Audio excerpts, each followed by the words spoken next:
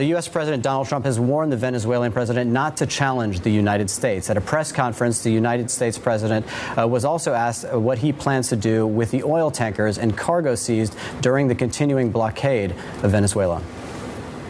The United States seized 1.9 million barrels of oil on December 10th. We're going to keep it. Where's it? Are we going to sell it or put it in the strategic? Maybe we'll sell it. Maybe we'll keep it. Maybe we'll use it in the strategic reserves. We're keeping it. We're keeping the ships also.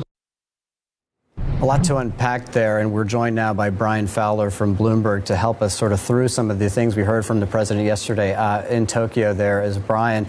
So listen, President Trump avoided saying whether he wanted to overthrow Maduro. What is the latest with the U.S. blockade of Venezuela?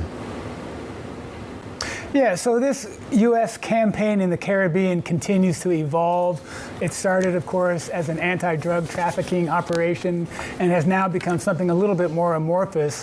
The U.S. over the weekend boarded a second vessel, a Panamanian flagged ship that had recently loaded Venezuelan oil. Apparently, it had turned off its transponder, so that's been boarded. And the U.S. is also currently in pursuit of a third ship, the Bella 1, which it has determined is not flying a valid national flag. That ship has resisted efforts, all calls to stop, and a pursuit is underway. And as we had heard earlier, Trump is saying that he's going to keep the oil. He's also threatening President Maduro not to fight back. If he fights back, he will never be able to fight back again. Trump has stopped short of saying that this is all about regime change, but people in his cabinet have been a lot more clear on that. Homeland Security Secretary Kristi Noem said that this is about much more than just seizing the oil. He has to be gone, she said. So all these actions, they've been criticized at home and abroad. China, which is the biggest importer of Venezuelan oil, has criticized the actions as illegal. And then at home, Kentucky Senator Rand Paul has said this looks like a prelude to war.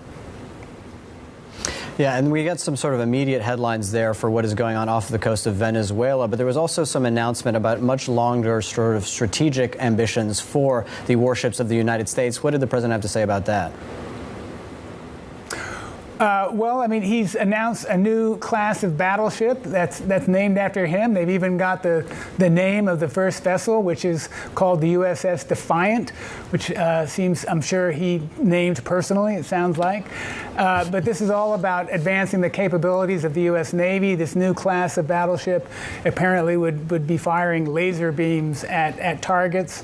And it's meant to make the whole Navy much more efficient, is what Trump said.